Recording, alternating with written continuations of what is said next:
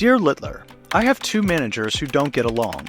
Both have lodged accusations at the other and are creating a distraction in the work environment.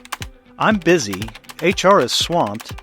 Can I just give both managers a warning to knock off their unprofessional behavior, or should I just terminate them both and be done with the situation? Signed, I'm a CEO, not a referee.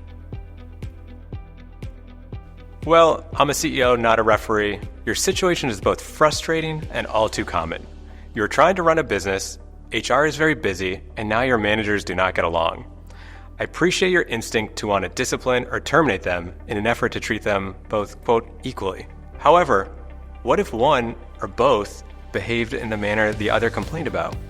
What if this is the first time the behavior has been raised, but the actions have been going on for a long time? What if their subordinates have been subjected to the same treatment? The point is, you don't know how much you don't know. There are too many unknowns to make an informed decision that will affect the livelihood of your employees as well as the reputation of your company. In situations like this, consider conducting a neutral workplace investigation using a third party. It is important to conduct a formal workplace investigation. They create and promote a safe work environment.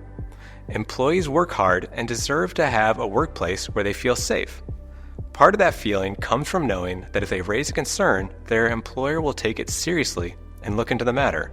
In other words, they will feel heard. Workplace investigations also limit a potential snowball effect. A workplace investigation can determine if there's a bad actor now when there's only one complainant. Not acting could let the behavior continue and potentially lead to dealing with a class of complainants. They also promote a control of the situation. When facilitated effectively, the investigation provides information and can help to remedy the situation. The complainant is less likely to go to a third party for help or file a complaint with a state or federal agency. Workplace investigations also prevent reputational harm. In a social media-driven world, word spreads fast. Being known as the employer that doesn't respond to complaints could cause a business to lose current talent and lead potential applicants to look elsewhere. To realize these types of results, it is important to consider who should perform the investigation.